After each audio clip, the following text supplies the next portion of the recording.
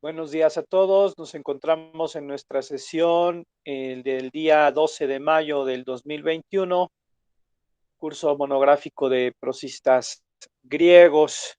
Vamos a hablar hoy, según nuestro programa magisterial, con esa calendarización que hemos programado. Ya pueden ver en la pantalla, me confirman si se ve ya la presentación.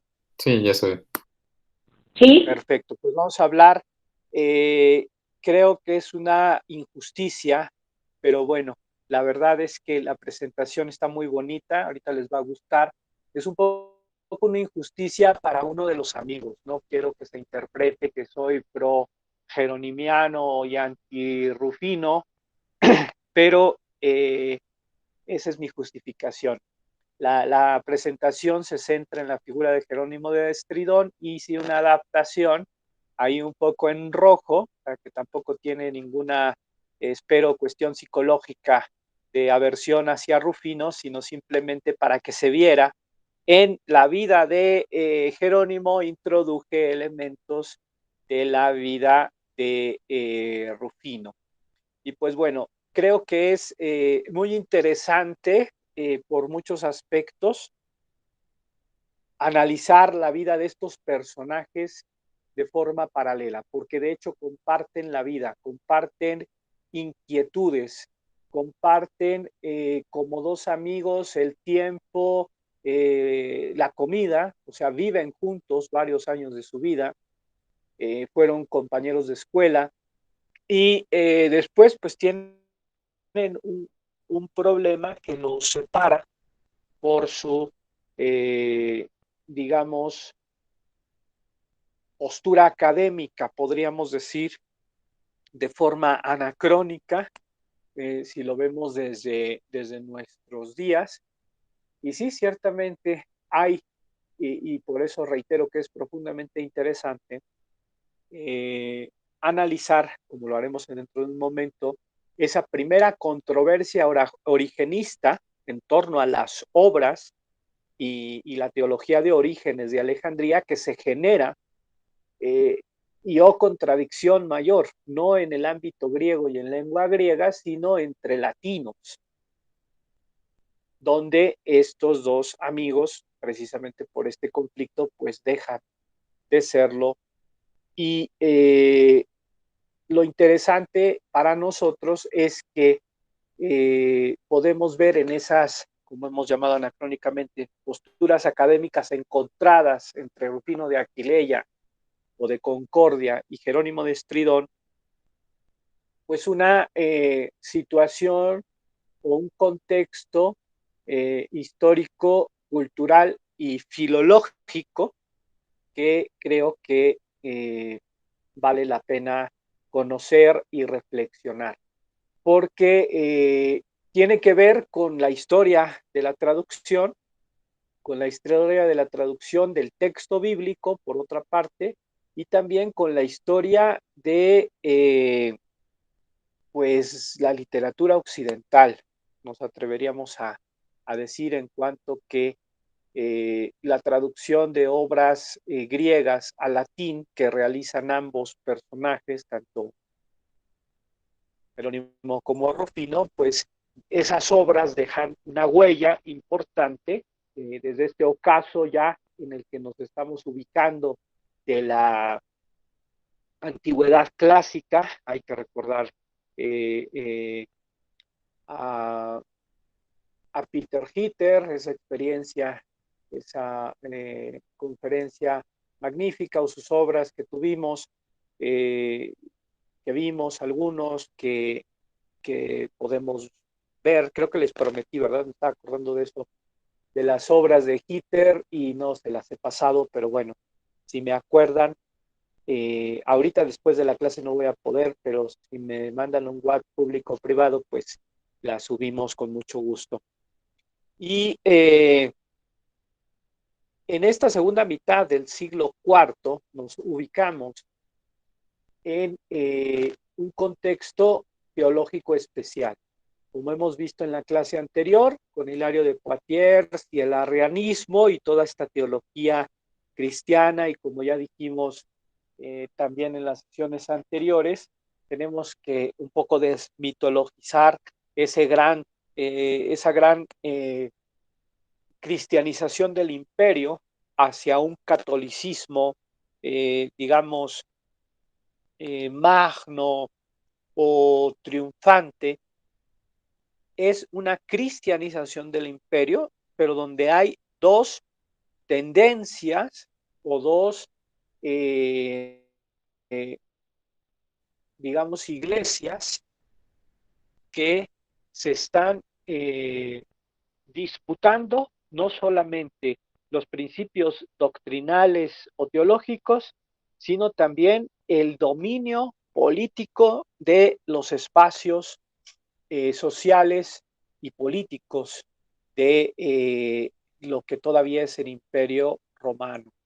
El oriente tenderá a permanecer o a ser arriano, y el occidente tendrá esa permanencia, por decirlo así, en la llamada fe católica, aunque pues con el mismo Hilario lo habíamos visto, y después en la próxima sesión lo veremos ampliamente con Victorino, Ambrosiaster, Ambrosio, y ni qué decir después con Agustín de Hipona, como el arrianismo, además de otras ideas heterodoxas o herejías, pues no deja de ser un tema que preocupa o que ocupa todos los días a los llamados padres de la iglesia, y que tiene que ver no solamente con tema con una situación de discusión doctrinal, sino que también tiene que ver con el obrar o la vida cotidiana de las personas, porque ya lo veremos más con Ambrosio y Agustín. Estas discusiones teológicas, en el mejor de los casos, podríamos ironizar, podrían quedarse en una enemistad, como fue el caso de Jerónimo y Rufino, pero no. En los conflictos, por eso decía, las connotaciones políticas que tuvieron entre las facciones cristianas o católica por un lado y arriana por la otra, la solución dogmática o teológica de sus problemas o de sus ideas religiosas, pues llegó en muchos momentos a, digamos, la violencia. Entonces, sí podemos hablar, y sobre todo en el ámbito del arrianismo, dijimos que hay otras herejías que ya irán saliendo. El maniqueísmo ya está vigente desde el siglo III, desde bueno, siglo IV, principios, pero surgen en este momento, a mitad del siglo IV, además de este arrianismo que está desde Nicea, eh, del 300, del 315, 320 en adelante, eh, surge a mitad del siglo en Roma con Joviniano, una también, y podríamos decirlo también, herejía, que lleva a una postura moral, sobre todo una herejía de carácter o una teología heterodoxa de carácter moralista, que equipara o disipa la distinción entre el matrimonio y la vida monacal. Ya hemos hablado bastante, ¿verdad? Desde la vida de Antonio, todo esto, y con Hilario, cómo el monacato ha explotado desde inicios del siglo IV en todos los ámbitos del imperio, primero en Oriente, después en Occidente, ahora mismo, y en todos los autores posteriores veremos cómo el monacato está presente en la vida de estos autores o en su desarrollo dentro de sus biografías, dentro de su vida, dentro de la iglesia. Y Joviniano, como digo, pues plantea esta situación. Jerónimo lo rebate, tiene una obra contra Joviniano que dice, no, o sea, una cosa es el matrimonio y tiene un valor, otra cosa es un valor moral, otra cosa es la vida religiosa y tiene otro valor moral. Y hay toda una serie de aspectos interesantes, pero que no vamos a poder abordar. Nos tenemos que centrar más en la biografía amplia de Jerónimo, y desde la perspectiva pues de nuestro curso nos interesa, creo, un poco más el aspecto de su vida que tiene que ver con lo filológico, con la maestría, como vemos ahí, que titulé esta presentación, el latino que fue maestro del griego y del hebreo. Puede haber esa especie de contraste, ¿verdad? Que nos demuestra otra cosa que habíamos hablado en una de las primeras sesiones, me parece que fue en la segunda, donde decíamos que precisamente dentro de los estudios de patrología existe una especie de tabú o de menosprecio hacia los autores latinos, atribuyéndoles que solamente son malos lectores de los autores griegos, y en este caso malos traductores de los autores griegos, y que la esencia del pensamiento patrístico o de la teología cristiana estaría solamente en los autores griegos. Con estos monstruos del siglo IV, mitad del siglo IV a mitad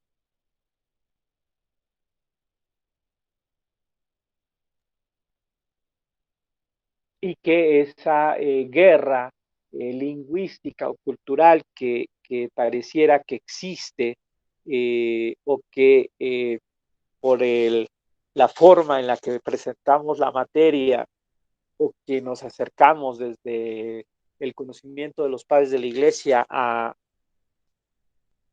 la patrología, a todo este campo, o sea, se habla de una patrología latina, se habla de una patrología griega, pero como un servidor ha tratado de expresar casi en todas las lecciones, en todas las sesiones, tenemos ese escenario de personas normales que viven un bilingüismo y que incluso su ámbito geográfico cambia de oriente a occidente. Entonces, pues concluimos, y no quiero que sea banal, no debe de ser banal, este cuestionamiento de la división entre una patrología griega y una patrología latina. Tantos momentos y ejemplos de encuentro y bilingüismo, que es lo que hemos tratado de transmitirles, pues existen en la vida de muchos, no solo en ese siglo primero, ese siglo segundo, recordamos todo lo que hemos expuesto, sino pues vemos todavía la sesión anterior el caso de Hilario por el tema de su exilio, habíamos visto antes el tema de Atanasio también por su exilio, entre griego y latín, entre oriente y occidente, y estos dos personajes que ya tenemos que empezar a hablar, va a ocurrir también lo mismo. Podríamos hoy decir, podremos decir haciendo un parangón a nuestra situación actual, que el, la movilidad de Jerónimo, de Rufino o de muchos otros personajes de la época y posteriores, pues es igual a la que puede tener una persona, un académico hoy en día, depende a veces de circunstancias externas a la persona, y esto le lleva a un escenario geográfico a otro, a una influencia, a un contacto, y eso es lo que va generando o abonando a su biografía y a su obra intelectual. Bueno, pues entonces ahí pues tienen en la presentación hay toda una selección, una disculpa porque no les voy a decir exactamente todos los autores, pero bueno, La presentación, por ahí tengo de dónde saqué las imágenes.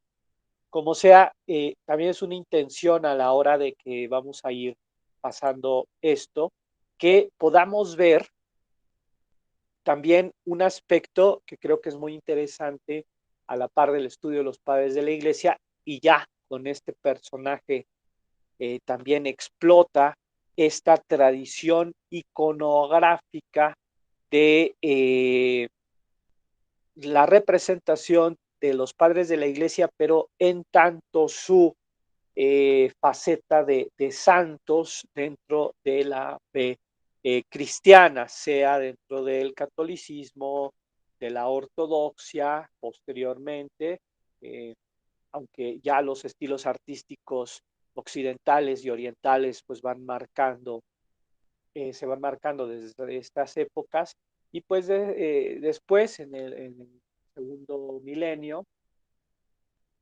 en el que, bueno, que terminamos hace poco, ¿verdad? Después del año 1000, como en el arte medieval o hacia el humanismo, renacimiento, pues esto va acentuándose de una forma muy interesante. Lo que quiero matizar en las imágenes de Jerónimo es precisamente cómo la tradición iconográfica, vemos aquí un Jerónimo anciano con esa túnica roja.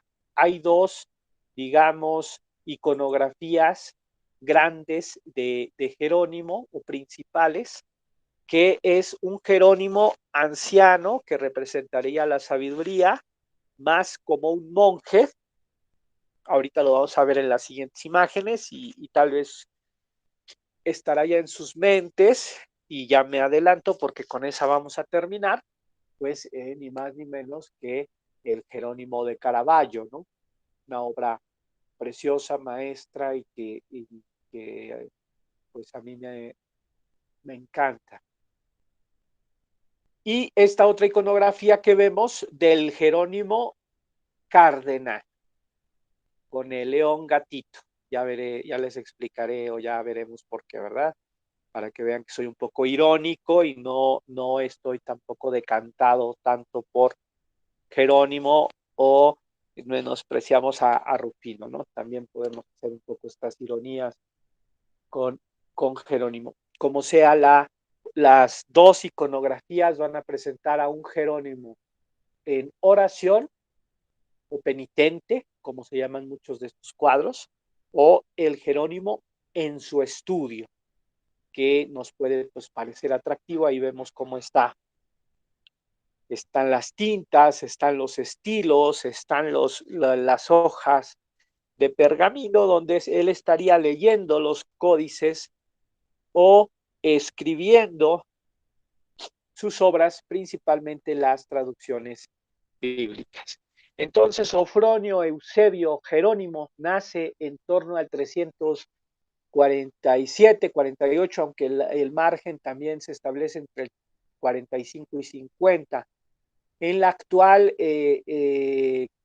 Eslovenia, Croacia, porque es un poco la frontera y no se sabe exactamente, es uno de los descubrimientos arqueológicos que está pendiente, la ubicación exacta o probable de esta ciudad romana que se llama Estridón, y está por ahí más o menos. Ahorita, cuando iniciamos el curso y eh, algunas personas pidieron esta elección de su personaje y, y eligieron Jerónimo. Les comenté en privado, me parece que a alguien les mandé links de algunos congresos que ha habido este año pasado, 2020, porque se conmemoró el 1600 aniversario de la muerte de Jerónimo de Estridón, ocurrida con alta probabilidad en el 420, entonces al 2020 viene esto. Y uno de los congresos, también me dicen ustedes, o bueno, yo se los pongo, ¿verdad? Tantas promesas que hago, que luego unas sí cumplo y otras no cumplo. Está el Congreso de Ljubljana, está en YouTube. Hay unas, creo, 10 conferencias. El programa está, bueno, lo tenía y yo dije, pues qué interesante. Y después otro día, navegando por ahí, me encontré que varias de esas conferencias del programa sí estaban en YouTube, hay algunas en italiano y otras en inglés, porque pues, esta Universidad de Ljubljana organizó uno de los magnos congresos, se hizo otro en Roma, otro en España, otro aquí en México, en la Universidad Pontificia de México, que llevaron a pues esta conmemoración o profundización de los estudios sobre Jerónimo de Estridón. Entonces, pues bueno, yo les pasaré esto y Ljubljana, pues con este congreso se estaría un poco atribuyendo ese, ese, eh, esa apropiación contemporánea de la figura de Jerónimo. Los antigua Yugoslavia, como sabemos,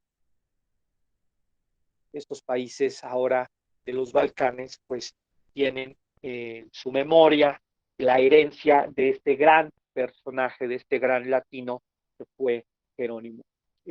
Topos, que ya hemos mencionado, nada más lo repetimos, Jerónimo pertenece, como casi todos los padres de la iglesia, es de un extracto rico, acomodado. Esto, como a otros, le permite ir a Roma y convertirse en alumno de este gramático importante, Elio Donato, y ahí tiene como compañeros de clase, ¿verdad? En ese cum de los años 80, ¿verdad? O colegio, hay una escuela pública, ¿verdad? Ahí en la colonia Condesa, donde se dice que pues, estudiaron muchos políticos o personajes, y bueno, pues para hacer en la Roma Condesa por ahí, ¿verdad? Hay como una especie de paralelo, pues una escuela donde o las sesiones de Donato permitieron que estuvieran juntos estos dos amigos. Ahí aparece por primera vez Rufino. Después este Pamaquio, que es muy importante por la carta o acta, la carta la carta de Jerónimo a Pamaquio, que veremos en un momento, la 106, que es de alguna forma, ahorita a ver si alguien quiere hacer algún comentario, se conoce como esa acta de nacimiento de la traductología o de esa atribución que se hace a Jerónimo como patrón de los traductores, ¿no? También están presentes en esa escuela algún personaje más que después tiene relación en la vida de Jerónimo. Joven todavía, rondando en varios ámbitos de la geografía italiana. Después de terminar en Roma, va hacia el área de Treveris. Ahí es donde va leyendo los clásicos, va formando una biblioteca personal que pues sería muy interesante poder rastrearla y es una propuesta que les tengo o que a ver quién se puede interesar en esto, tal vez como un PAPIT, un proyecto PAPIT para pues promover el estudio, la realización de tesis. Ya hay varias cosas sobre esto, eh, pero pues creo que podría ser interesante para ver esta figura de Jerónimo como este maestro de griego y bueno, después del hebreo, ahorita veremos por qué también se dice que es maestro del hebreo, ¿no? En el epistolario de Jerónimo encontramos muchísimas citas, y bueno, también a lo largo de su obra, muchísimas citas de autores clásicos, de Virgilio, de Ovidio, de muchísimos autores clásicos. Y pues es probable, o más bien es altamente probable, que Jerónimo tomara las citas de sus propios códices. Entonces, en cuanto que podemos ubicar cronológicamente con mucha verosimilitud la época de las cartas o de las obras de Jerónimo, podríamos distinguir si está utilizando estos códices de esta biblioteca que forma en Italia, después se mueve y se va para Oriente y se lleva la biblioteca.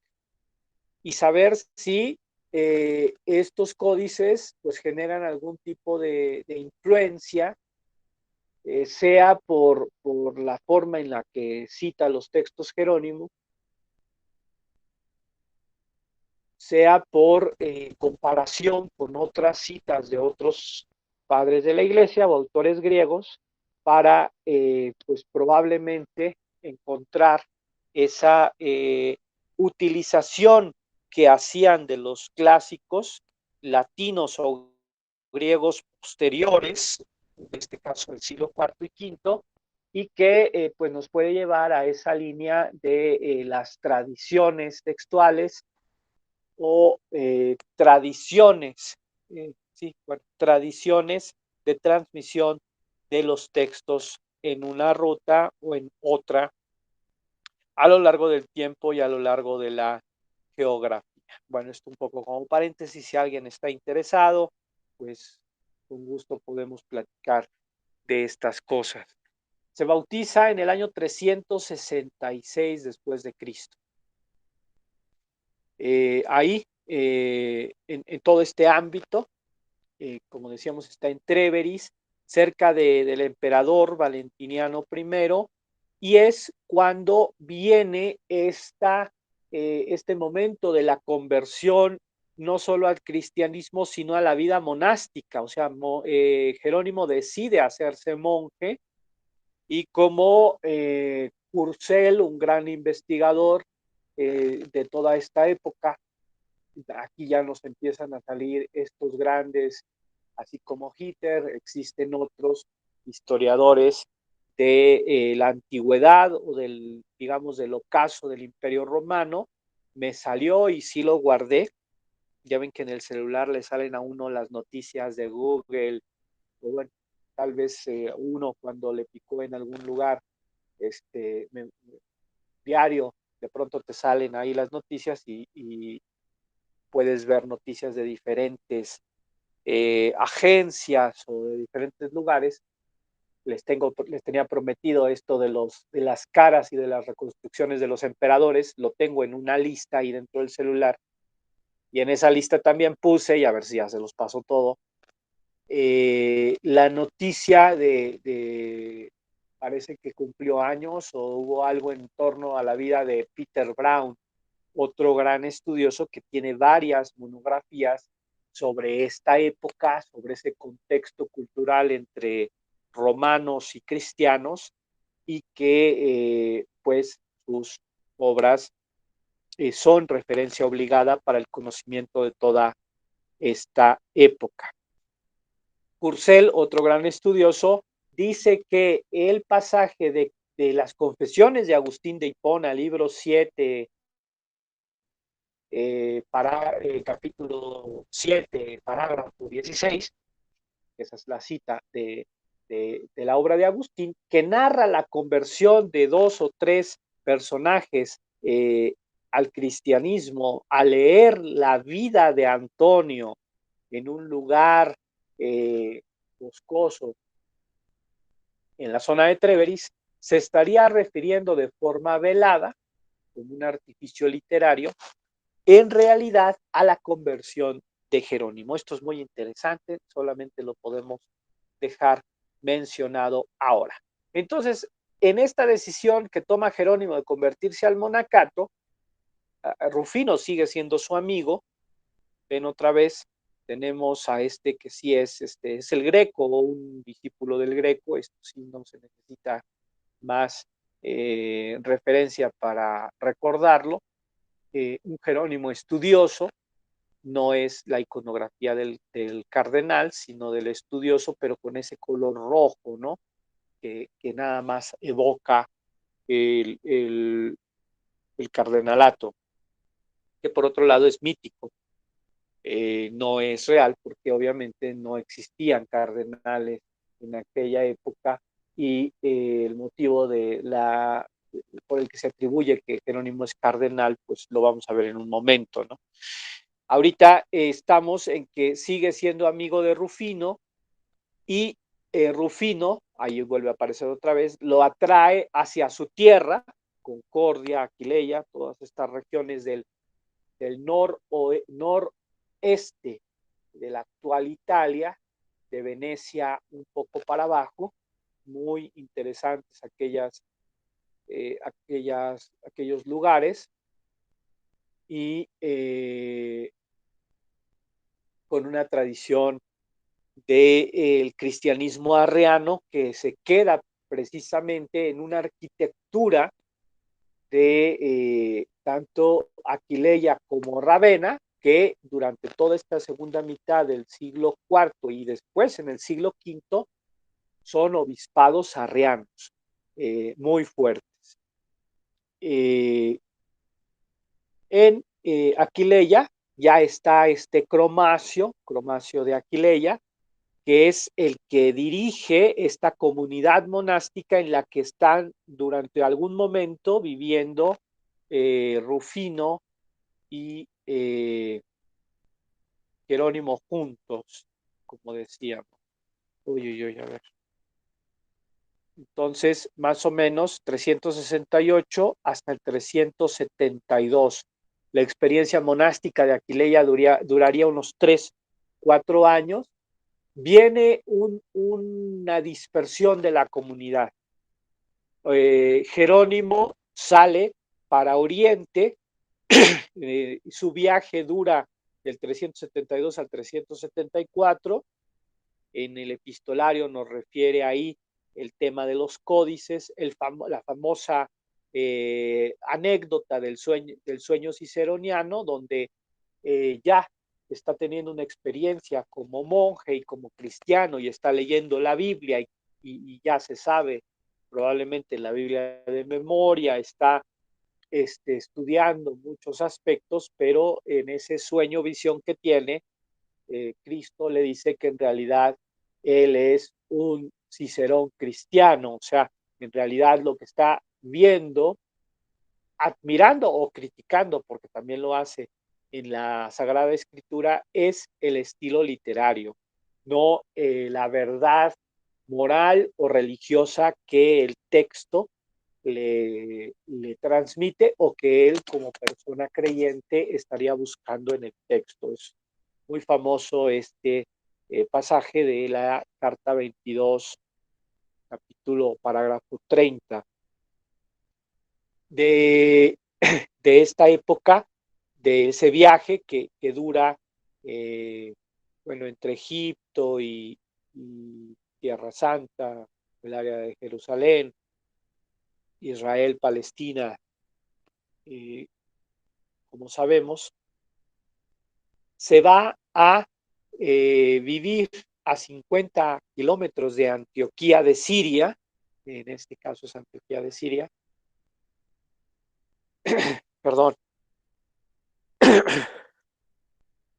a un lugar que se llama Maronia,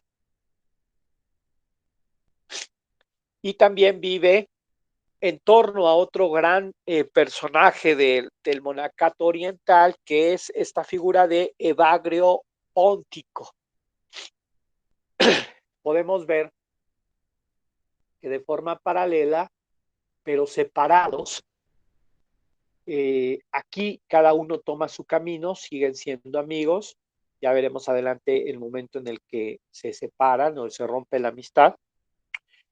Rufino va con una matrona o una persona que le patrocina, o sea, una mecenas, le patrocina su vida y sus estudios. Esta figura del mecenazgo que existe desde esta época y que después sabemos que en el tiempo del humanismo y renacimiento, pues es profundamente importante. Los Medici, el mismo Caravaggio, muchos pintores estudiosos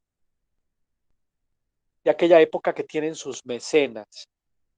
El mecenazgo pues existe desde antes, y aquí vemos es, ahorita no recuerdo el nombre de esta matrona romana, que es la mecenas y que lleva a eh,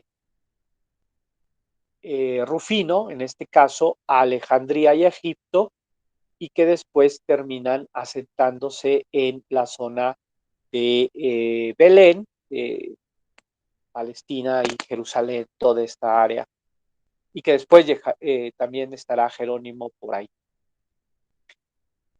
Sí, Jerónimo es oyente y discípulo de Bagrio.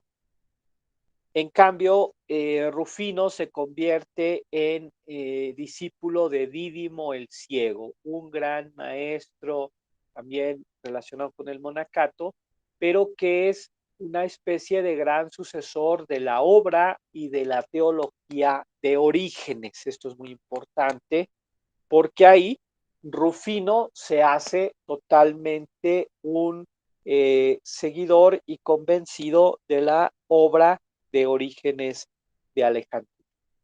Es en este momento, ya tenemos a un Jerónimo maestro del latín y del griego, pero es en este momento cuando Jerónimo comienza a hacerse maestro de hebreo, perfecciona su griego y lee a estos autores cristianos o padres de la iglesia griegos del siglo II al siglo IV, también lee a Orígenes, tiene contacto con las exaplas seguramente en un primer momento, aunque después viene el gran momento de la influencia, y tiene toda una serie de sesiones o de formación en el tema de la exégesis, seguramente muy influido por la exégesis alegórica de matriz de Orígenes.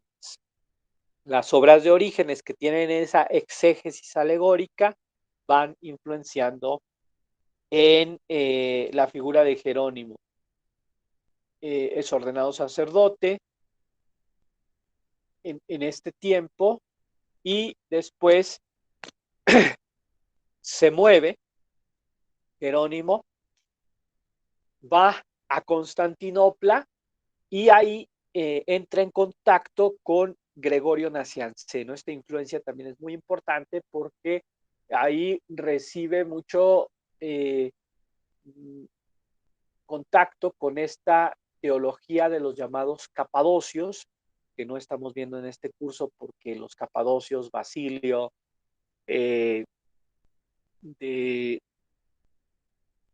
Basilio, Gregorio de Nacianzo y Gregorio de Niza, que son llamados los capadocios, pues son autores de la, digamos, de la patrología griega que vemos en la patrología griega. Rufino, ya en Palestina, estuvo vagando mucho tiempo por ahí, pero es en el 380 cuando ya se asienta y funda ese monasterio masculino del Monte de los Olivos, con la mecenas se funda un monasterio femenino. Lo mismo va a pasar después con Jerónimo y se va dando muchísimo este fenómeno de los monasterios masculinos y femeninos hermanados de alguna forma que tienen codependencia o relación con un gran padre espiritual o el mecenazgo de un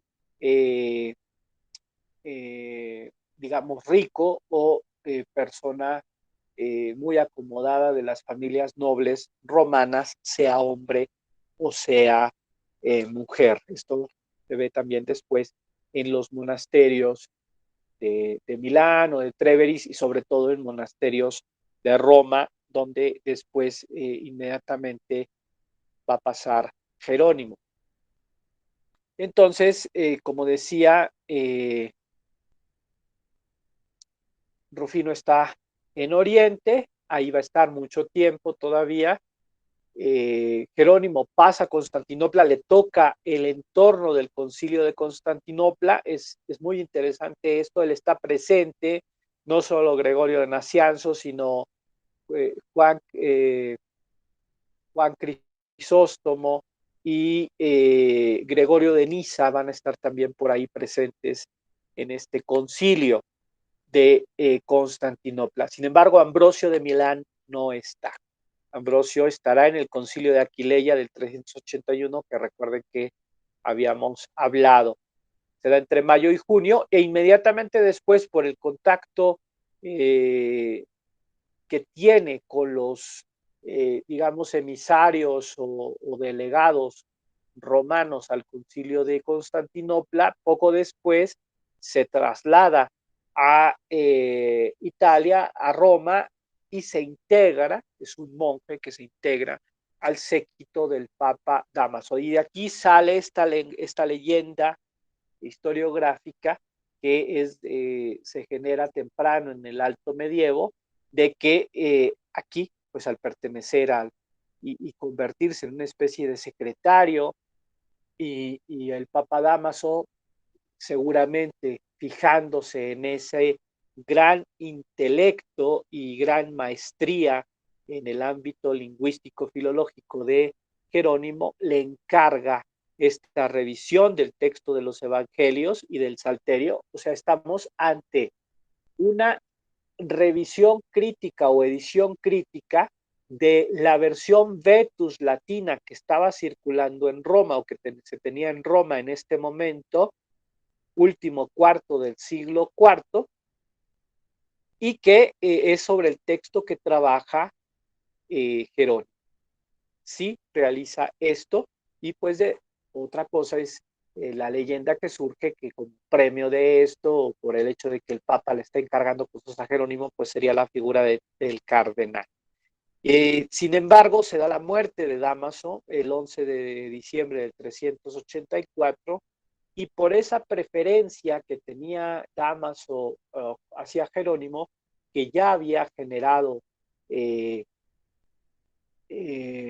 enemistades o envidias en ese séquito círculo de la iglesia romana, se le juzga a Jerónimo y se le obliga a regresar a la diócesis donde fue ordenado. Esto es una situación que a nivel canónico, a nivel disciplinar, estaría presentándose en estos momentos, y que después va a constituir uno de los grandes temas disciplinares de la historia de la iglesia. Los sacerdotes y los obispos deben de permanecer normalmente en los lugares donde fueron ordenados, a los que fueron destinados, y solo por motivos extraordinarios o permisos o transferencias que requieren de toda una serie de procesos judiciales, jurídicos o, como se llama al derecho dentro de la iglesia, canónicos, pues se requiere de ello. Si no, una persona o un sacerdote, un monje, un obispo incurre en lo que se dice una irregularidad canónica. Entonces, en realidad es un artilugio jurídico que se utiliza en contra de Jerónimo, porque, y bueno, el exilio de hecho se da en agosto del 385, vuelve Jerónimo hacia Tierra Santa, hacia el cercano Oriente, porque en realidad se especulaba que Jerónimo fuera nombrado el sucesor de Damas. Fijémonos cómo y qué hubiera pasado si Jerónimo de Estridón hubiera sido nombrado papa. Probablemente no hubiera derivado su obra, su trabajo académico, de forma anacrónica dicho, ¿verdad? Más bien su trabajo filológico, que como veremos se desarrolla en Oriente, y pues probablemente solamente se podía haber desarrollado en Oriente, por lo que veremos ahora. Y bueno, seguimos avanzando, vamos bien, pero todavía nos queda muchísimo. en este regreso hacia Roma, donde va con 2 o 3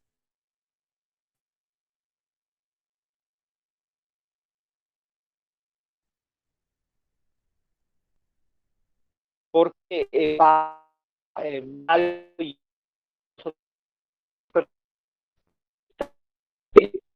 Jerónimo ha tenido experiencias, Jerónimo ya es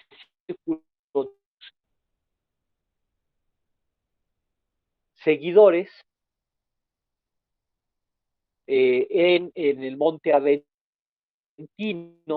donde vivía, donde estuvo realizando probablemente esta labor de revisión crítica de la versión Vetus en base al texto griego y de lo que se obtiene y se conserva todavía. La versión de los evangelios es muy probable que se haya perdido. Hay profundos estudios y libros, como se dice, ríos de tinta sobre estos temas, pero lo que sí se tiene es esa versión latina que se queda en la liturgia, esa revisión en los textos litúrgicos de los salmos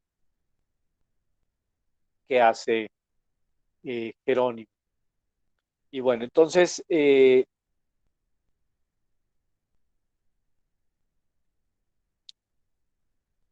va, como digo, hacia Palestina, hacia Israel, hacia Belén, que es donde va a terminar asentándose, y en ese viaje largo, como decimos, también pasa por Egipto, pasa por Alejandría de nuevo, conoce a Dídimo el Ciego, que es este maestro espiritual que dijimos había estado Rufino con él.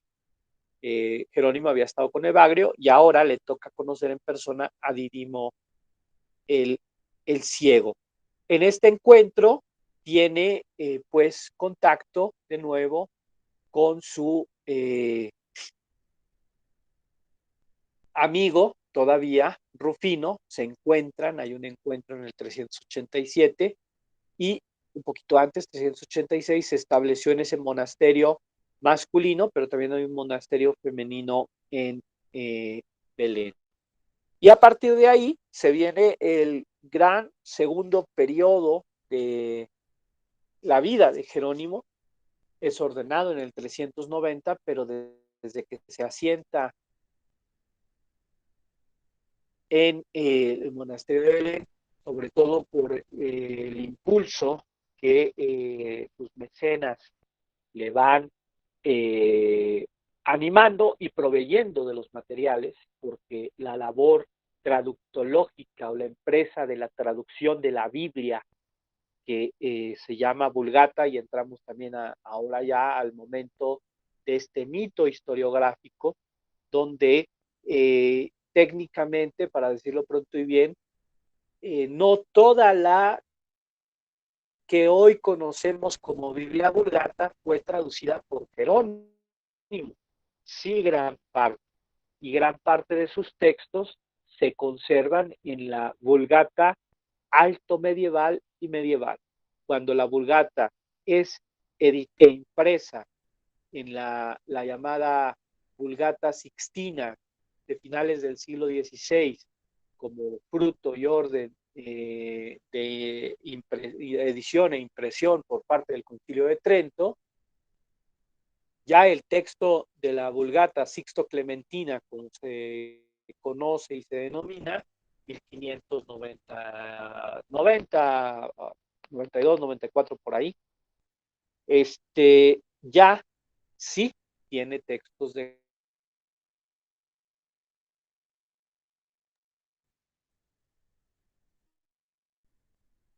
principalmente se habla de las llamadas traducciones pelagianas de ciertos libros que se introducen por el fenómeno pseudoepigráfico en esos corpus de traducciones de Jerónimo y que algún otro texto es revisado por autores medievales y que en realidad las versiones que entran a la Sixto Clementina ya son de otros personajes. Sí traduce Jerónimo el Antiguo Testamento del hebreo, o sea, teniendo como frente y texto fuente el texto hebreo, al latín, pero siempre confrontándolo con la llamada Biblia de los 70. Toma esta decisión y ya no decide, o sea, ya no se dedica más a seguir realizando traducciones latinas desde, o sea, traducciones vetus latinas con la autoridad del texto griego, que era lo que había hecho en Roma por orden de Dámaso. Sí, hay una segunda revisión del Salterio sobre el texto griego de los 70, pero también con el texto hebreo. Y por ahí entonces surge lo que después se conoce como el Salterio Gallicano. Bueno, vemos entonces que aquí hay un cambio. Comienzan, ahí hay una terminología, unas abreviaturas. C significa comentario y T significa traducción. Entonces,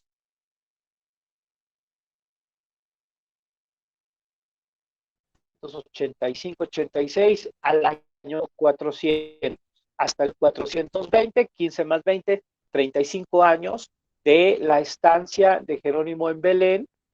Y ¿por qué dijimos que la obra traductológica del texto bíblico y de los comentarios bíblicos que hace Jerónimo, ahora los mencionaremos, se da mejor en Oriente? Porque en Oriente tiene acceso a esos códices hebreos.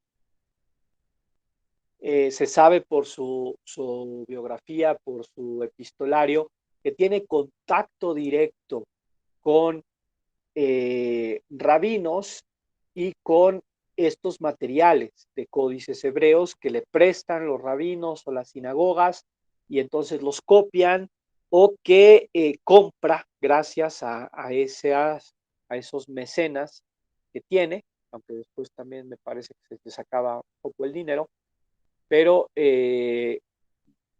puede realizar toda esta labor unido a la otra gran clave, que es el acceso a la todavía existente biblioteca del obispado de Cesarea, que nos ha salido antes, que lo habíamos dicho, fundada por Pánfilo, pero que después se convierte en la sede de estudios de Orígenes de Alejandría, donde se realizan las exaplas, donde entonces estamos hablando que hay códices hebreos de alta calidad que probablemente también copia Jerónimo de ahí. Tenemos dos fuentes probables de textos hebreos, el contacto con los judíos de la época y por otro lado, probablemente ejemplares hebreos de la biblioteca de Cesarea, y el contacto sobre todo y la copiatura, que sin duda se tuvo que haber realizado, al menos un ejemplar de las exaplas de Orígenes tendría que haber sido copiado por Jerónimo y por su... Decíamos que estos mecenas eran también personas estudiosas de la Biblia y varios de ellos se sabe, hay un personaje, un monje del monasterio de Jerónimo, que ahora se me escapa el nombre, que tiene tanta capacidad y conocimiento del griego y del hebreo como Jerónimo. E incluso se habla de que algunas de estas traducciones no son obras en sentido estricto de autor de Jerónimo, y así como Miguel Ángel o Caravaggio tienen su taller donde los discípulos pintan una parte de la pintura y el maestro termina de perfeccionarla o determinarla, pues así también el trabajo que se da de la traducción de las obras o de copiatura de las obras de Jerónimo para que después se difundan, no es una obra personal, porque no habría el tiempo espacial suficiente para que Jerónimo realizara todo esto, ni en 35 años, sino que, y es algo que ya introduzco, a su consideración, donde, bueno, creo que no, lo hablamos siempre cuando se menciona el trabajo de Orígenes, no se puede concebir el trabajo de estos intelectuales o de estos autores y su producción griega o latina sin un equipo de, en este caso, monjes, como se va a dar en el caso de Agustín, donde no tiene un monasterio Agustín, sino dos que están sosteniendo toda su labor de estudio y la reproducción de sus obras. También el epistolario seguramente es copiado y traducido por Jerónimo y por alguno de los otros monjes, y todo esto pues produce la comunicación y el desarrollo de las controversias que ya mencionamos, la controversia origenista, el epistolario entre Jerónimo y Agustín, que veremos un poquito al final, y también pues esa comunicación que tiene en este caso Jerónimo con los papas, Jerónimo con obispos de Jerusalén o de Alejandría y con otros personajes que también ya llamamos padres de la iglesia, del ámbito griego, sí, como Epifanio de Salamina, como Teófilo de Alejandría y como algunos otros. Entonces, pues reiteramos lo que dijimos al principio, fijémonos cómo aquí está también presente este ámbito de bilingüismo y en este caso de trilingüismo con el que Jerónimo está viviendo todos los días.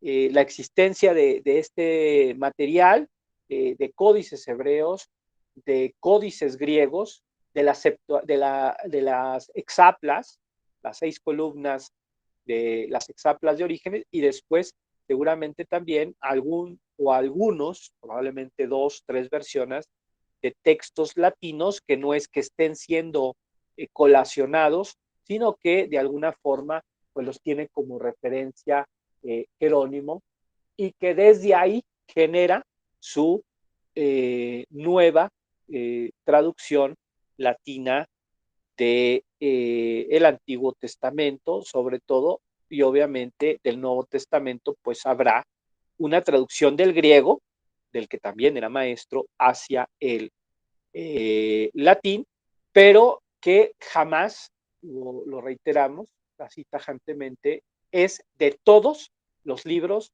ni del Antiguo Testamento ni del Nuevo Testamento. Como vemos, comienza, los comentarios es un género literario donde se aplica sobre todo la exégesis, ya lo hemos mencionado. Recordemos los comentarios de Mateo y de los Salmos de Hilario, pero que vienen de, como género literario cristiano, de los comentarios que tiene Orígenes de Alejandría a muchísimos tratados o libros del Antiguo Testamento, del Nuevo Testamento. Ya las traducciones de Primera y Segunda Samuel y Primera y Segunda de Reyes se dan entre 390 y 391.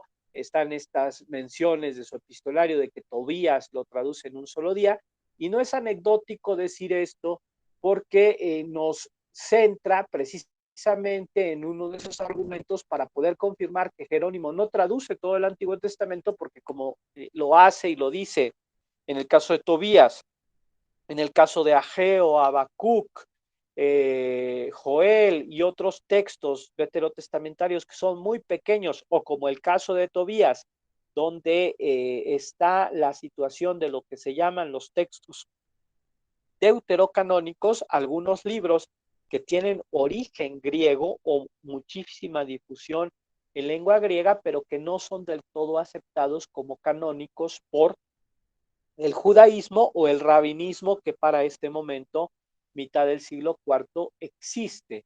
Estos libros pues son unos capítulos del libro de Daniel,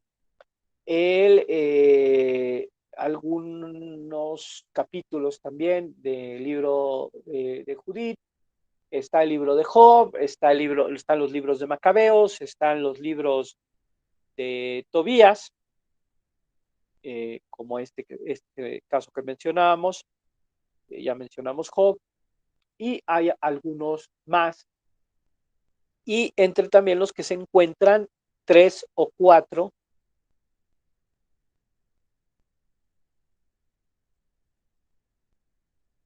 Ay, perdón. Salud. Gracias. 3 o 4 de los que posteriormente no solo se llaman deuterocanónicos, sino textos apócrifos. Se habla de tercero y cuarto Macabeos, aparte del libro de Esdras y Nehemías, que son los que quedan en las Biblias, tanto Vulgata o las Biblias que se van desarrollando después. Sin embargo, hay un segundo, tercero, cuarto libro de Esdras, habla de un ciclo de Esdras. Ya dijimos los libros de los Macabeos, varios de estos textos que en ese momento se consideran porque están traducidos, también algunos de los Salmos 151 al 155, la sabiduría de Salomón, varios textos, como digo, están dentro de la Biblia de los 70, pero no están en la Biblia hebrea. Son traducidos o comentados por Jerónimo, pero no se queda una traducción que pase dentro de este corpus de traducciones de Jerónimo y por tanto, y como dice, algunas de esas traducciones no son tan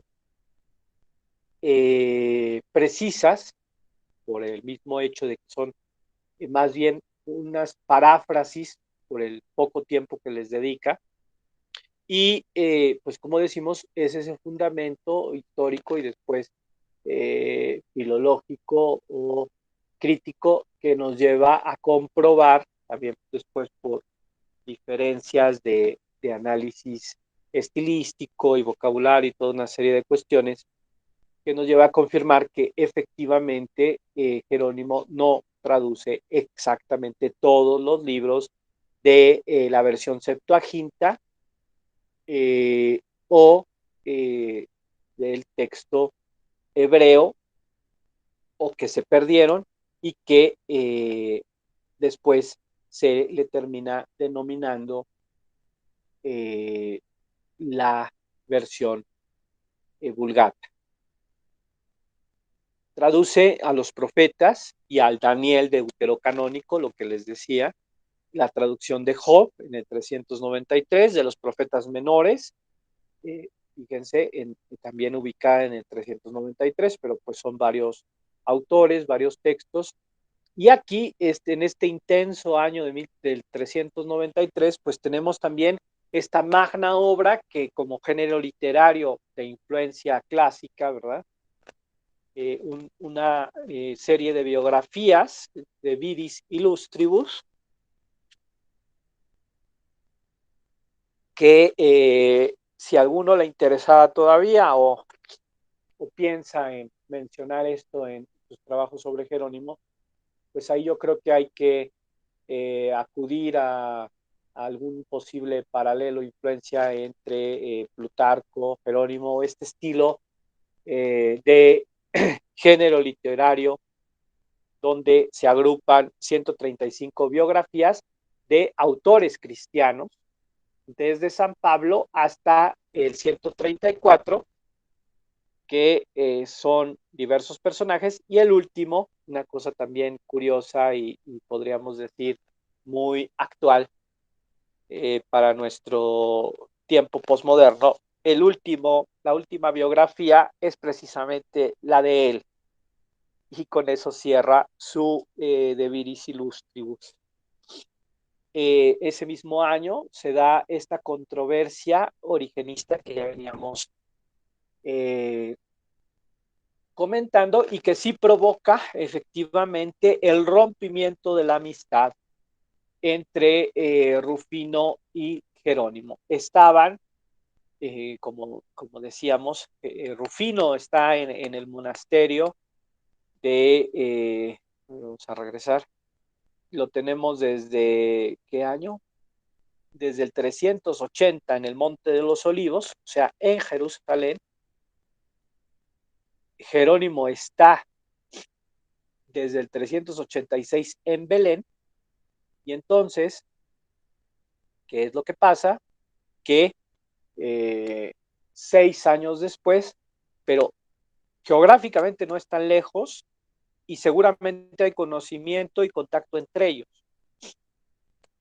Pero en el 393, este Epifanio de Salamina, que escribe una obra que se llama Panarion, contra las herejías, o antídoto contra las herejías, en esta obra, pues Epifanio critica y condena la obra de Orígenes. Y un tal Artavio aparece por ahí y echa leña al fuego y alborota a todos los monasterios de aquella región y de aquel momento para decantarse en contra de la obra de Orígenes. Jerónimo simpatiza con Epifanio, ahí también sus cartas, es un escenario muy curioso. Y también ahí se puede comprobar esta personalidad que no habíamos dicho, y un error de mi parte, esta personalidad tan peculiar, tan enérgica, tan paradigmática de Jerónimo, profundamente voluble, que se refleja en su epistolario y que toma partida con Epifanio y Teófilo de Alejandría, que es el patriarca de Alejandría, contra esa teología de Orígenes. Entonces lo que se hace es considerar que hay ciertas ideas teológicas en las obras de Orígenes que no tienen que ser siendo consideradas o seguidas porque ya entrarían como ideas heréticas eh, a finales del siglo IV, cuando Orígenes es del siglo III y hay de por medio 2 concilios, que son Nicea y Constantinopla. Pero después, en la segunda y tercera controversia origenista, y que ya se extiende hacia siglos posteriores, es cuando vendrá después aunque, perdón, técnicamente el personaje de Orígenes de Alejandría nunca fue condenado por ningún concilio, sí sus obras, y el tema de la quema o eliminación de las obras de Orígenes viene hasta la segunda y tercera controversia origenista. Aquí es más una discusión teológica más, bueno, podríamos decirlo de alguna forma más moderada. Del otro lado está Juan de Jerusalén, que sí defiende la teología de Orígenes. Recordemos que está Dídimo el Ciego como ese gran maestro espiritual y teólogo, promotor de la teología de Orígenes, y Orígenes pues está teniendo mucha influencia en muchos aspectos y la va a tener a lo largo de todo el siglo IV, V y a lo largo de la historia en el campo bíblico, porque lo que se cuestiona son algunas ideas teológicas de Orígenes, pero no muchísima de su riqueza de estudios exegéticos que el mismo Jerónimo absorbe y que utiliza y que se pueden ver en sus comentarios, y que después Rufino, al traducir las obras de Orígenes y de Dídimo el Ciego, o de Bagrio, o de Eusebio, como alguien eligió y va a trabajar, y que al estar en latín ya ayudan en este último cuarto del siglo IV y principios del siglo V a verter toda esta teología oriental en letras latinas y que empiecen a circular en el ámbito latino con más fuerza, porque sí, antes estaban en griego y llegaron en griego a Occidente y fueron leídas en griego por occidentales, porque todavía en el 380 al 390, en este mismo momento, que es lo que veremos en la próxima sesión, Ambrosio está leyendo Orígenes en griego y después lo traduce. De hecho, alguna obra de Ambrosio es prácticamente una traducción de algunas obras de Orígenes. viene la traducción de Esdras y Nehemías, como vemos ahí, 394, 395.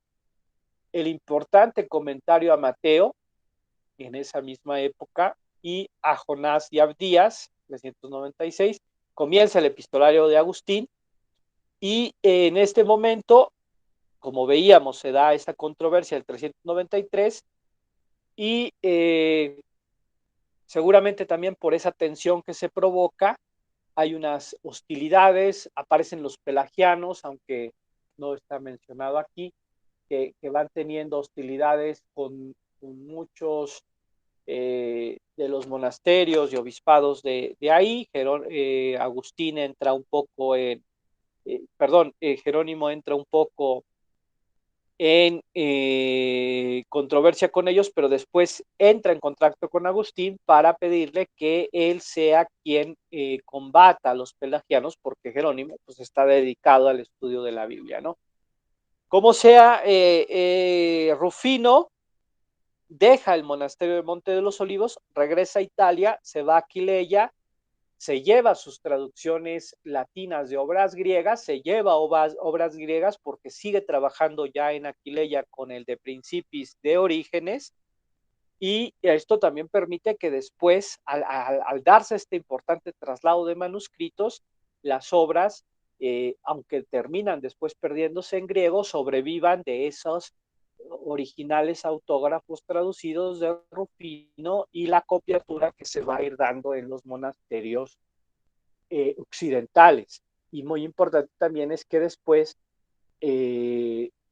primera mitad del siglo V, recordemos a Hitler, están los bárbaros, está el avance de los bárbaros del norte, entonces Aquileia y Ravenna caen y los bárbaros van hacia Roma. Poco antes, Rufino escapa, o sea, de Aquileia se traslada a Roma, como se ve que va a caer Roma, se da un éxodo masivo probablemente desde el 408. De hecho, muchos de esos exiliados que están escapando al que va a ser después el saqueo o la toma de Roma por las tropas, si no recuerdo mal, es ¿quién? Genserico,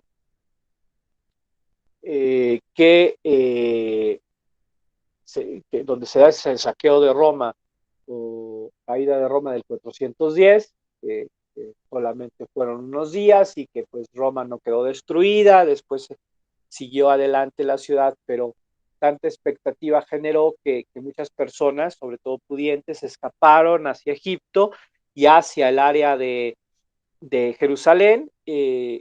Jerónimo recibe y tiene en su epistolario muchas noticias y muchas informaciones sobre esto, y por otro lado, como veremos, pues también esta caída de Roma genera, por otro lado, es el motivo que inspira la escritura por parte de Agustín de la ciudad de Dios, para que veamos todo el contexto que hay por ahí. Están y bueno, después muere en Sicilia. Esto también es importante, que Rufino muere en Sicilia en el 410. Todavía le quedan 10 años de vida a Jerónimo, donde sigue comentando algunos de los profetas, 406, el comentario de Daniel del 7, el de Isaías, importantísimo y profundo, creo que son 2 o 3 volúmenes en la edición crítica. Les mandaré el link de la editorial española que ya logró publicar una obra muy interesante con grandes profesores de la Universidad de Salamanca y de otras universidades españolas que emprendieron la edición bilingüe de las obras de Jerónimo, y hoy podemos tenerla a nuestra disposición. Y una pequeña anécdota para de nuevo reivindicar mi posición, ¿verdad? Ni de pro-jeronimiano, ni de anti-jeronimiano, ni pro-rufino, ni anti-rufino. La pequeña anécdota es que en nuestras maravillosas bibliotecas, no sabemos por qué razón, porque tampoco se lo explicaban los bibliotecarios, El, hay uno o dos volúmenes de las obras de Jerónimo, de esta editorial, la Malabac, de Madrid, pero por alguna razón estaban catalogados como ejemplares de conservación y había dos copias y estaban en el piso noveno por no sé qué, perdón por la expresión, no sé qué relajo que hicieron los bibliotecarios y movieron unos fondos y estaban en el piso noveno y el piso estaba cerrado, fue poquito antes de la pandemia y pues así como que es el piso cuarto, ¿no? Donde tenemos acceso a muchas de las obras que consultamos en la Biblioteca Central, estoy diciendo obviamente. Y ahí hay muchas obras de los padres de la iglesia, están las obras de Agustín, bueno, de muchísimos padres. Es uno de los pasillos, nada más entramos, ¿verdad? Y creo que nada más agarras el de la izquierda y ahí luego en el primer estante, seguramente estarán todavía ahí. No los habrán cambiado de lugar, creo. Muchas de estas ediciones bilingües a las que podemos tener acceso de los padres de la iglesia. Sin embargo, no estaba la de Jerónimo ahí, como les digo, estaba arriba, creo que es el volumen 3, dos, este, dos copias pues me subí al noveno piso, toqué la ventana, la puerta de vidrio y me atendió una responsable muy bien, una bibliotecaria encargada y estaban haciendo con becarios pues, un trabajo ahí muy importante, sí, de ejemplares de conservación que tiene la Biblioteca Central. Pero la cuestión fue que esa primera vez lo tuvimos ahí, ella me prometió que lo iba a ver con el director de la biblioteca y a la semana que me envió el correo y regresé, ya habían liberado este volumen de Jerónimo y pues como un servidor puede por el doctorado sacar ejemplares de la Biblioteca Central, pude sacar ese ejemplar y lo tuve un tiempo que era todavía eh, principios de 2020 y lo devolví. Y los siguientes que saqué ya son los que me quedé durante todo este tiempo de la pandemia. Pero tuvimos porque estábamos preparando todo esto del 2020 y en ese ejemplar pues vimos algunos, eh, pues de esa edición crítica de las obras de Jerónimo, algunos detalles, ¿no? Bueno, como una anécdota. Eso es un comentario por eso lo saqué, porque es uno de estos comentarios eh, que pudimos tener y que no tenemos la obra completa en la UNAM de esta edición, pero pues ojalá que llegue pronto, algún día. Comentario a Isaías, a Ezequiel y Jeremías, los grandes textos. Ese comentario a Jeremías, aunque no me va a dar tiempo, si alguien está teniendo mucho interés en este personaje, es muy importante. Es como una especie de gran obra de madurez de Jerónimo. Comentario del 415 al 414 al 415. De reseñar en torno al 400 y algo, esos comentarios de Zacarías y ahí que ven son el despertar después de una pausa porque Jerónimo se queda sin escribir 1 o 2 años por la muerte de su mecenas, de Paula, que le genera como una especie de estado depresivo y del cual pues regresa o lo que sea. Se habla de una posible relación sentimental entre ellos. Como sea, la cuestión es que sí, se detuvo un poco, es una pequeña pausa que hay en esos 35 años, que como podemos ver en este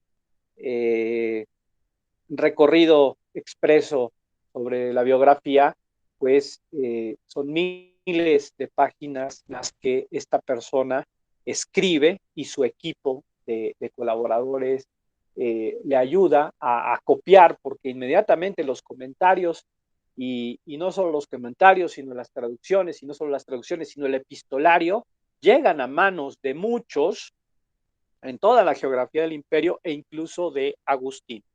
Y como veremos ahorita también de forma de flash. En Jerónimo encontramos, aquí está el magnífico Jerónimo penitente estudioso de Caravaggio. En Jerónimo hay una búsqueda del significado del texto original. A esto se le llama la veritas hebraica. Jerónimo está convencido de que el hebreo habla de Cristo, porque él como cristiano no tiene la perspectiva traductológica de un judío, sino de un cristiano. Entonces, esta perspectiva traductológica es que todas las escrituras hablan de Cristo como texto religioso, pero dice Jerónimo que esto se da más en el texto hebreo o se da mejor que en el texto griego, porque los griegos no entendieron tanto el anuncio o no se atrevieron tanto a hablar de él. Y su traducción, él la llama traducción nueva. Esa es la denominación que él hace y que sus contemporáneos hacen de lo que nosotros conocemos como Vulgata. Y la gran aportación de Jerónimo es la rehabilitación de la Biblia, de ese texto y de su explicación, o sea, estos comentarios que él realiza, que son en muchísimos casos por la riqueza de comentarios históricos, literarios, geográficos, filológicos, históricos, sociales y hasta políticos, ciertamente una buena base de lo que conocemos como la cultura occidental. Y para terminar esta, pero hay otra presentación, no sé cómo le voy a hacer en el tiempo que me queda, cerramos con que en este remake, ¿verdad? Que lo encontré por Pinterest, que no me gusta, pero no sé cómo logré sacar la imagen.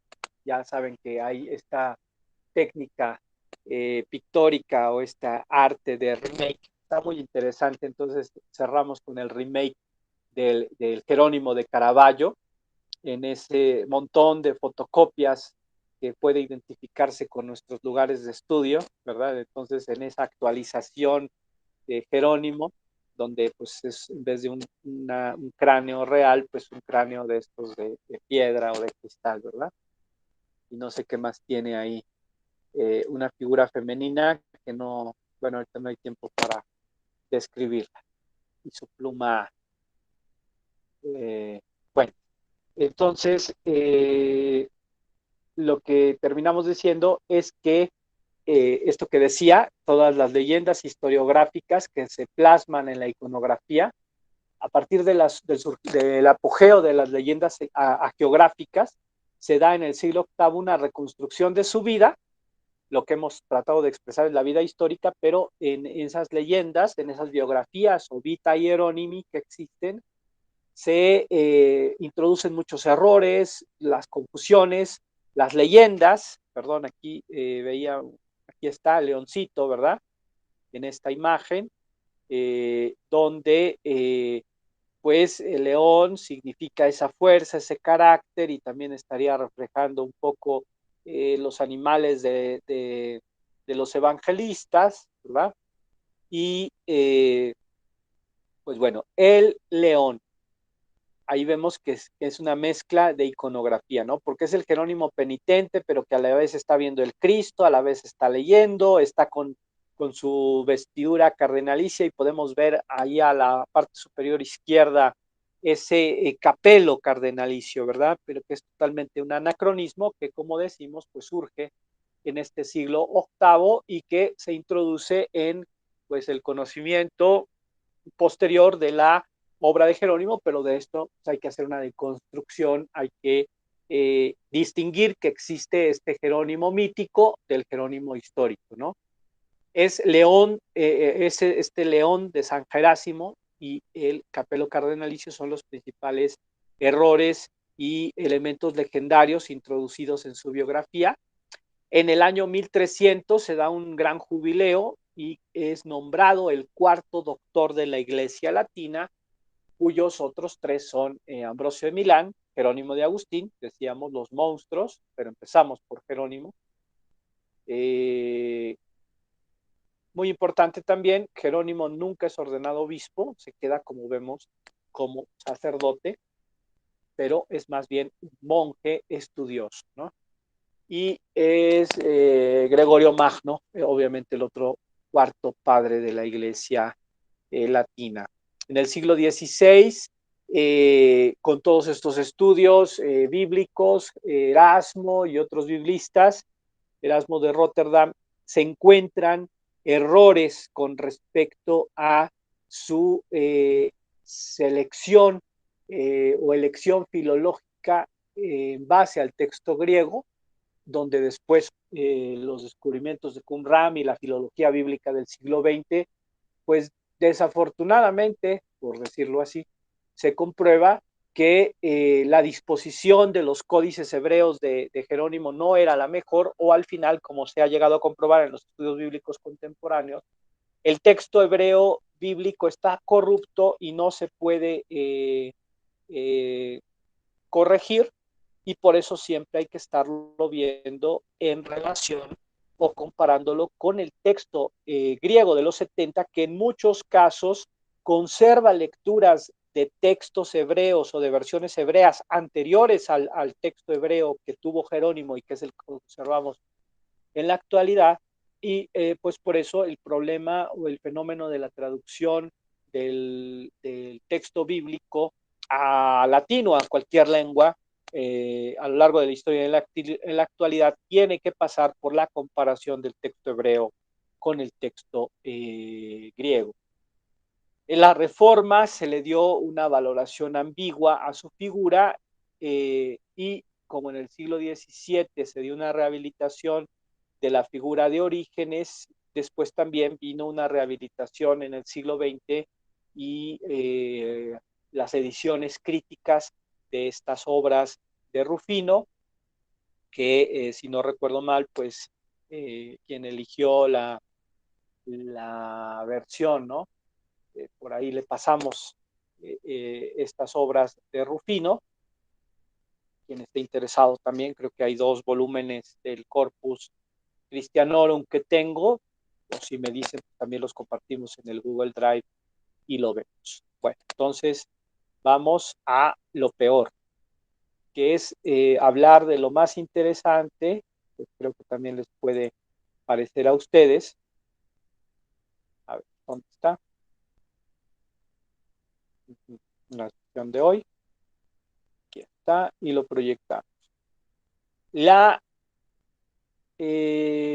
postura traductológica o veritas hebraica de Jerónimo de Estridón. No me va a alcanzar el tiempo, pero a ver.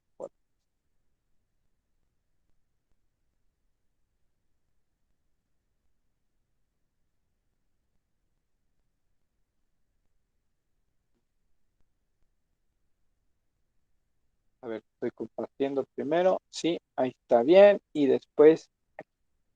Entonces, pues bueno, si no, también les pasaré estas 2 presentaciones, con mucho gusto, en un PDF.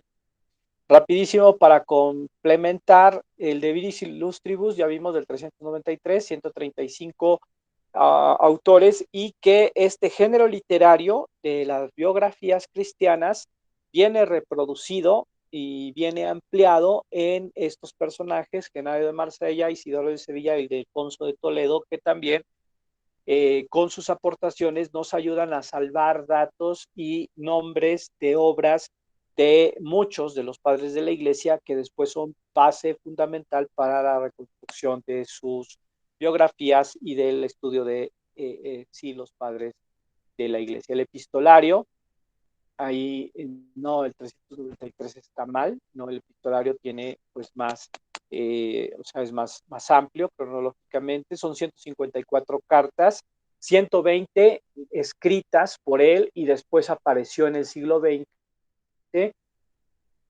dentro de un corpus de documentos agustinianos una carta más de Jerónimo, escrita de su mano, que se llama la carta Diptych, porque es el investigador que la encontró. Y también hay 34 cartas dirigidas a Jerónimo. Ese es el epistolario. Recordamos el epistolario de Cipriano, que dijimos que hay epistolarios muy importantes. Este es muy importante y después mencionaremos sobre todo el gran epistolario de Agustín, profundamente importante para conocer su vida, su obra y el cristianismo del siglo IV y siglo V, como también aquí este epistolario de Jerónimo. ¿Quiénes son estos corresponsales de Jerónimo? Anastasio, Damaso e Inocencio, como papas o obispos de Roma, y como vemos, Agustín, Epifanio, Paula, Rufino, Teófilo de Antioquía, Pamaquio, muchos más.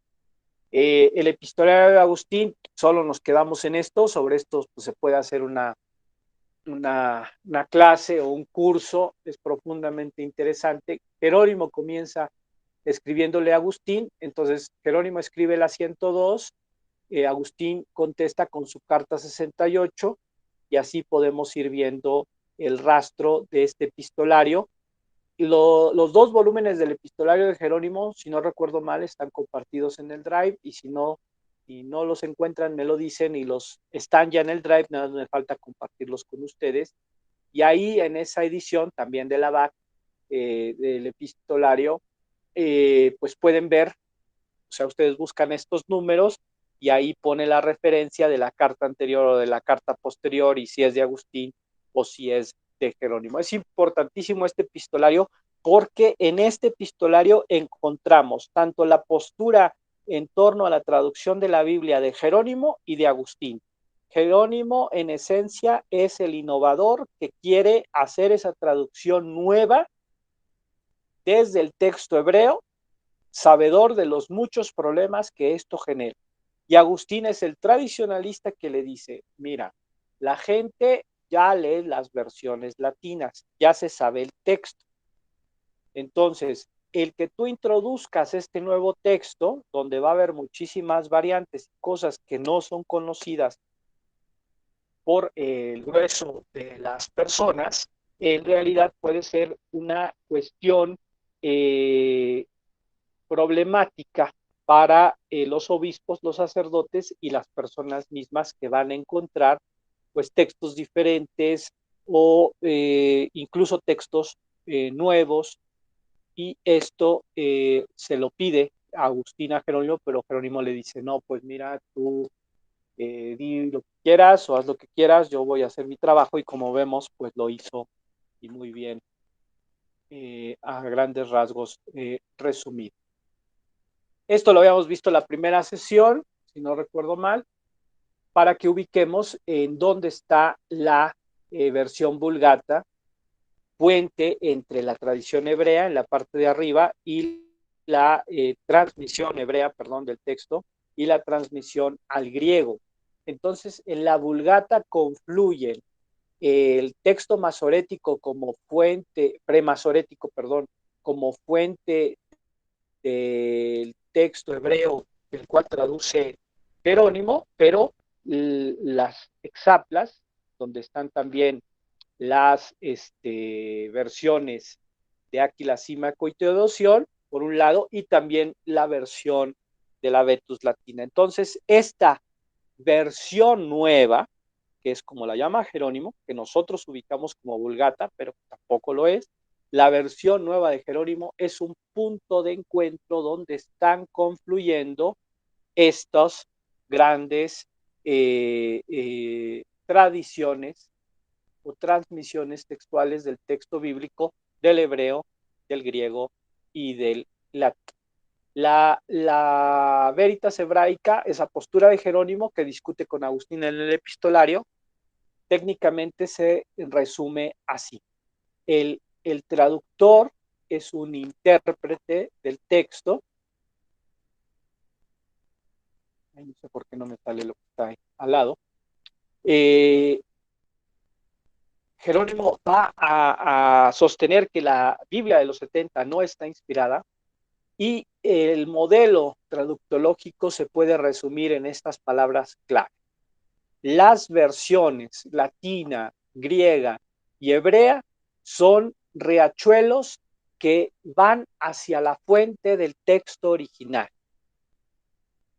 Esto lo dice en la carta Pamaquio, y cerramos con dos referencias más, donde está, en resumen, la postura traductológica de Jerónimo de Estridón, y que es la que aplica en la traducción del Antiguo Testamento del texto hebreo al texto latino. Hay riachuelos que son más robustos y hay riachuelos que son más raquíticos. ¿Qué es lo que hace uno? Pues busca la mayor agua del riachuelo más robusto. Por tanto, habrá que desechar los riachuelos débiles, por tanto, la Vetus latina, y por tanto, allá donde el texto hebreo no sea fuerte, la versión de los 70. La postura es esta: cuando hay discrepancia entre los códices griegos y de los latinos, acudimos al original hebreo, de modo de lo que sale, es lo que decíamos, de lo que sale en la fuente es lo que tenemos que buscar en los riachuelos. Entonces la veritas hebraica es ver el texto griego, el texto hebreo, que va a tener autoridad suprema sobre lo que diga el griego o lo que diga el latín.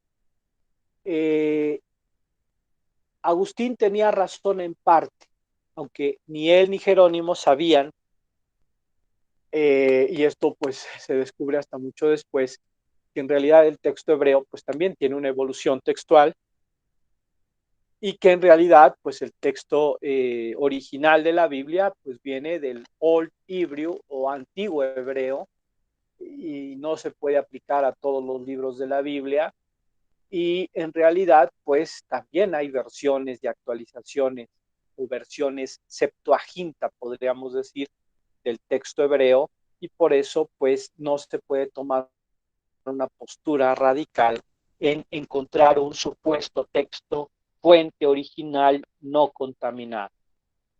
Si nos atuviéramos a la escrupulosidad de la traducción, perderíamos la gracia de una buena versión, cuando la regla de todo buen traductor es reproducir. Aquí está la clave, y ahora pues podremos aplaudir a Jerónimo desde nuestra perspectiva, por lo que vamos a ver. Lo importante es reproducir con las expresiones propias de tu lengua los modismos típicos de la lengua ajena. Entonces, ay, no, aquí no tengo el texto. Bueno, este te los paso. Lo tengo que poner en esta presentación. Sigue un poco, aquí en la 106 es la imagen que me falta, la inspiración de Cicerón. No se traduce palabra por palabra, sino teniendo en cuenta las expresiones o la gramática, la estructura de la lengua destino. Entonces, esta es la forma en la que, a grandes rasgos, aunque no siempre y no es al pie de la letra, traducirá Jerónimo, según el modelo ciceroniano de traducción, captando el sentido de la idea, no realizando calcos, no sacrificando la lengua destino, o sea, la lengua en la que se traduce, sino tomando la esencia de la lengua fuente y aplicando esa idea, no palabra por palabra, pero sí en su sentido hacia la lengua destino. Bueno, aquí el tema, o sea, Jerónimo sí utiliza y valora la versión de los 70, la considera antigua, sabe que los apóstoles la utilizaron, pero él dice que el texto hebreo es la base del estudio científico de la escritura. En esa, como decíamos, acta de nacimiento de la traductología, que se considera la carta Pamaquio, es la carta 106, y esto lo dice en el parágrafo 46. Y bueno, nada más, cerramos. Que nos quedamos, si a alguien le interesa, pues lo puede ver en la presentación que les pase. esta obra del Cuestiones Hebraicae y Génesis es la obra en donde podemos ver ese ejercicio de comparación traductológica que hace Jerónimo, o sea, la aplicación de la teoría de la veritas hebraica, de los riachuelos y las fuentes que vimos que aborda en la carta 106. Esa obra de Jerónimo es el intento más organizado de un cristiano que por transmitir la cultura judía. Es fruto de varios años de su estudio y en esta obra utiliza este género literario de las cuestiones, que son preguntas y respuestas o problemas que encuentran soluciones. Entonces hay 220 cuestiones, 220 problemas de traducción bíblica que analiza Jerónimo, en donde entra en conflicto el texto griego con el texto hebreo. Lo valiosísimo de esto es que nos presenta los textos y hace su comentario y soluciona, según su criterio, estas, eh, estas estos problemas de traducción, según como veíamos, con lo que se conoce como veritas hebraica. El texto hebreo tendrá la supremacía o la preferencia traductológica sobre las otras versiones. Y aquí también vemos que llama opus novum, traducción nueva a este trabajo que está realizando. Pues bueno, fue Jerónimo, fue Rufino y fue algo pues demasiado tenso. Yo les agradezco su paciencia. Lo bueno es que queda grabado si lo quieren volver a ver y pues entre las promesas políticas que les hago, que espero cumplir, estará el envío de estas dos presentaciones por si quieren repasar, por si quieren utilizar alguna referencia para sus trabajos, quienes están precisamente abordando a Jerónimo o a Rufino. ¿Algún comentario para cerrar nuestra clase que tengan? ¿Alguna cuestión? Yo nada más un comentario con respecto a lo que estaba hablando de pactar el sentido de la lengua. Sí se ve un esfuerzo, porque parece que su biografía sí menciona que él no conocía bien el hebreo, sí el griego y el latino, por supuesto, pero se esfuerza por entrar más a fondo en sus estudios del hebreo precisamente para poder encontrar el sentido de palabras que a lo mejor también presentan un problema para el traductor, porque no existía el sentido del Cristo, vamos a decir, de lo que usted mismo mencionó en la clase. Y entonces, en esos casos, ¿qué tipo de descripción se hace para esa palabra que no existe? Es uno de los retos del traductor, pero este problema pues ya lo enfrentó Tertuliano antes, ¿no? O sea, es un neologismo. Y entonces, por eso cuando estábamos exponiendo, sí, como vemos, esto es abrumador. A ver si la próxima sesión, cuando sea, lo menciono y me robo 10 minutos de la otra exposición para presentarles rápidamente. ¿Se acuerdan que les dije que nos fijáramos mucho en este comentario de Jeremías? Hay tesis doctorales recientes que están publicadas en BRIL que nos demuestran eso que acabas de mencionar, donde pues podemos valorar de una forma más justa o más actual este también mito historiográfico, como ya vimos, viene un poco también de esa mala fama que empieza a tener Jerónimo a partir de la Reforma. Es una gran contradicción la consagración del texto latino de Jerónimo, o gran parte del texto latino de Jerónimo, que es la Vulgata, y esa tradición de 500 o 600 años que lleva como texto base del catolicismo al menos, constituye el inicio de esa decadencia de la figura de Jerónimo como traductor, pero muchos estudios, como digo, hay artículos, bueno, el de las cuestiones de Génesis sí se los puedo pasar, lo que mencioné ahorita nada más.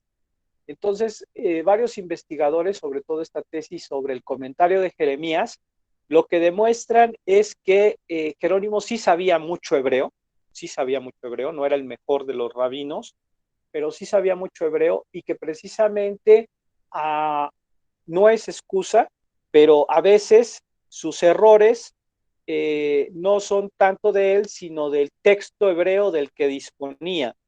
Sí, a veces, pero no es muy moderada su radicalización de la veritas hebraica. Es más bien ponderada y en realidad no es que no descarte el texto griego, lo que hemos visto es que no. Él dice, están los riachuelos, hay que ver en cada caso los riachuelos, por eso les mencioné en las cuestiones hebreas sobre el Génesis, se observa muy bien que hay momentos en que dice, no, pues es que aquí el texto griego está diciendo algo más importante que el texto hebreo, se pregunta por qué o da una solución en cada caso a cada situación, y al final es en esencia el problema de los traductores de la Biblia hoy en día. ¿Hasta dónde se puede tomar o descartar una de las versiones? Por criterios filológicos se sabe que a veces el texto griego es mejor, a veces el texto hebreo es mejor, y el problema lo vino a solucionar y a reconfirmar precisamente los descubrimientos de Qumran, donde los textos de Qumran son un texto hebreo anterior al texto premasorético, y lo que nos demuestra es que precisamente el problema esencial está en que no existe una canonicidad del texto bíblico, o sea que no hay una transmisión textual fija, iba a decir fiel, pero no es fija del texto, y esta libertad en las versiones que existen desde el texto hebreo es lo que provoca que se genere la labor de los premasoretas, Akiva y otro, siempre se me olvida, en el siglo I y siglo II de nuestra era, y que dé ese texto más fijo, premasorético, pero que trae una serie de vicios textuales, de transmisión textual, de los cuales son testimonio Qumran y del cual el texto hebreo nunca se libra, pero como el texto griego de los 70 trabajó sobre un texto hebreo menos corrupto, por eso en muchos casos es más fiel. Esto no pudo detectarlo Jerónimo al 100%, solamente después de los descubrimientos de Qumran lo sabemos con mayor certeza, y a partir de ahí pues los estudios bíblicos giran con una serie de principios que no es que hayan cambiado con respecto a lo que ha habido siempre ni a lo que hizo Jerónimo, pero nos dan muchas más certezas de lo que Jerónimo se enfrenta. Ningún traductor va a saber totalmente la lengua origen de forma total, y tendrá ese reto de vertirla a la lengua destino. Es el problema de Jerónimo, es el problema de Tertuliano, es el problema de Agustín, que también veremos un poco qué decide y qué hace, y es el problema de cualquier traductor del texto bíblico a lo largo de la historia, si queremos verlo desde esta perspectiva, pero también, y yo quería que a lo mejor participara alguno de ustedes, es el problema que todo traductor tiene en cualquier época de la historia. No sé si Georgina, Enrique o Edna quieren hacer algún comentario y pues decir si el traductor puede o tiene mejores elementos o peores elementos, o simplemente compartir la situación que Jerónimo vive o cualquier traductor vive, ¿no? ¿Qué texto fuente tiene? ¿Qué conocimiento de la lengua fuente tiene? Y cómo vertirlo a su propia lengua. Adelante si quieren, y si no, pues lo podemos escribir en el WhatsApp o seguimos comentando la próxima clase. ustedes me dicen. Yo lo comento rápido, nada más. Eh, Creo que sigue siendo muy, muy relevante, como estoy diciendo, para la traducción de hoy también. Ujú. Y igual en lo que hacemos en la carrera, a veces hay cosas que, no sé, en griego o en latín, para que se entiendan hay que pasarlas como una especie de acomodo de cómo se habla modernamente el español, ¿no? Y que tenga sentido y cosas que no están literalmente y también son criterios de traducción, ¿no? Hay como traducciones ahí de, por ejemplo, de la Ilíada, la que tiene eh, Bonifaz Nuño, que es muy, muy apegada al texto griego y literal y sigue el criterio de apegarse mucho, ¿no? Y hay otras que Ujú. sean por lo contrario, intentan buscar solo como el sentido para que sea muy, muy claro, o lo más claro posible en español. Y yo creo que son esas diferencias de criterios que siguen siendo muy relevantes hoy, que nada más eso. Ok, pues muchas gracias. ¿Alguien más quiere participar? Yo, maestra, yo quisiera mencionar algo en relación a la complejidad de la traducción. Sí, en sí me parece que difícil aterrizar una traducción a nuestra lengua materna, porque exactamente de repente hay vocabulario o términos que se presentan asincrónicos. Pues no me imagino la complejidad de haber traducido a lenguas o sea, que no practicaba, ¿no? Que no eran como parte de su habla diaria, sino que las aprendió e intentó perfeccionarlas. Entonces, sí, sería muy interesante leer muy a fondo eso porque el grado de complejidad que se verá reflejado debe ser algo de llamar la atención, ¿no? Ya de por sí es difícil acomodar a la lengua que conocemos en teoría perfectamente bien, como para pasarla a otras dos lenguas. Así es. Y bueno, el tema de los traductores nativos y muchas cuestiones que hay en las teorías o tendencias o escuelas sobre la traducción a lo largo del tiempo y actualmente, ¿no? Les voy a pasar un artículo que un servidor, es una conferencia que hicimos el año pasado en un congreso que hubo sobre la traducción bíblica y de la que se habló sobre Jerónimo. Y bueno, si les interesa, profundizo bastante sobre este tema, del tema de la traducción, de la Veritas Hebraica. Ahí está el texto de Pamatio completo. Y por algo que decía también Enrique, Olegario García Fuente es este gran estudioso español del latín cristiano, y ahí en la bibliografía, página 22 de la separata que les voy a pasar, hay un montón de artículos donde pues pueden ver un poquito esto, ¿no? El tema del latín bíblico, el latín cristiano y análisis que hace de la influencia de la Biblia en el diccionario y en la lengua española, donde muchas de esas palabras que sí acuña Jerónimo, como decíamos hace un momento Silvia, todos estos neologismos que surgen con la traducción de Jerónimo se quedan y generan no solamente las palabras españolas, sino campos semánticos en la lengua española. Creo que esto sí puede ser bastante interesante, porque no solo es lenguaje religioso, sino también hay lenguaje que termina pues introduciéndose a través, lo hace Olegario García, tiene análisis de esta influencia en Gonzalo de Berceo, en Arcipreste de Ita, en muchísimas cosas. Casi todos esos artículos están en internet. Si les interesa mucho uno, yo los tengo descargados, pues me los pido. Y con esto, si les parece, no sé, Edna, ¿algún comentario? O terminamos. No, así está bien.